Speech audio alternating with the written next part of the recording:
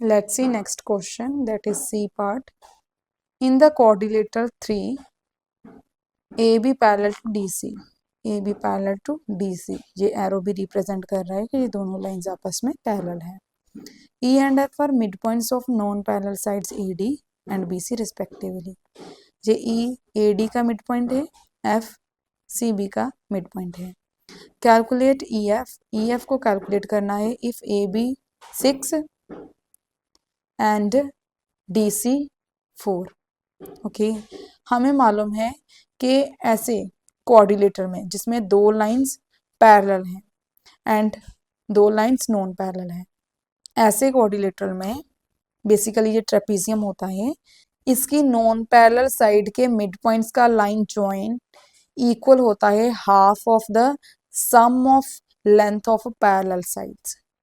लिख के बताती हूँ क्या बोल रही हूँ मैं, कि ऐसे क्वेश्चंस में हमें मालूम है we know that length of line join of mid points of two non parallel sides, ये नॉन पैरेलल साइड्स के मिड पॉइंट्स हैं एंड इनका जॉइन EF है. लाइन लेंथ लिखते हैं पहले, length of line joining of mid points of two non-parallel sides. ठीक है, ये नॉन पैरेलल है ये पैरेलल है. is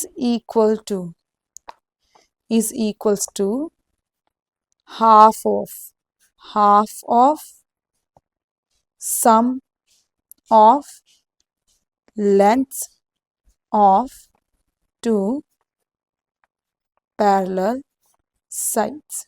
ये आपको याद भी रखना है एंड इस ऐसे क्वेश्चन को करने के लिए लिखना भी है. ठीक है, अब इसको हम मैथमेटिकली लिखते हैं. Length of line joining of mid points of two non parallel sides, non parallel sides के मिड पॉइंट का लाइन ज्वाइन EF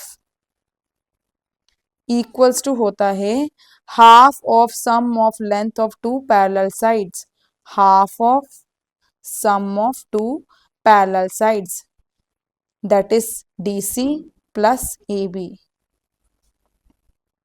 यही लिखा हमने यहाँ पर, ये हमने ऊपर के क्वेश्चंस में प्रूव भी किया है बट आपको इसको याद भी रखना है. ठीक है, अब यहाँ पर EF ही हमें फाइंड आउट करना है. AB कितना है, हाफ ऑफ AB, ये AB है, ये AB है ना साइड. AB कितना है 6, DC कितना है 4. तो यहाँ पर आ जाएगा हाफ ऑफ 4 + 6 10, ब्रैकेट का मतलब मल्टीप्लिकेशन होता है, 2 × 1 = 2, 2 × 5 = 10, तो 5. ये यूनिट कौन से हैं, सेंटीमीटर. तो EF की वैल्यू क्या आ गई हमारे पास, 5 सेंटीमीटर. सिमिलरली इसका सेकेंड पार्ट करेंगे. इसके लिए भी आपको पहले यही स्टेटमेंट लिखना है, उसके बाद ये लिखेंगे इस स्टेटमेंट को मैथमेटिकली एंड उसके बाद इसकी वैल्यूज पुट करेंगे. यहाँ पर इसको मैं प्रॉपरली नहीं करूँगी, फर्स्ट पार्ट कर दिया है. सेकंड पार्ट में आपको ये भी एज इट इज लिखना है. उसके बाद ये EF equals to half of DC plus AB लिखना होगा, राइट. उसके बाद इनकी वैल्यूज पुट करनी है. हाफ ऑफ इसमें क्या है, DC की वैल्यू 8 दे रखी है, DC की वैल्यू 8 प्लस AB आपको फाइंड आउट करना है, तो यहाँ पर AB लिख देंगे. EF की वैल्यू 9 दे रखी है, अब यहाँ पर डाल देते हैं 9, क्योंकि EF इक्वल्स टू है ना, EF की value 9 equals to half, DC की वैल्यू 8, AB की वैल्यू हमें कैलकुलेट करनी है.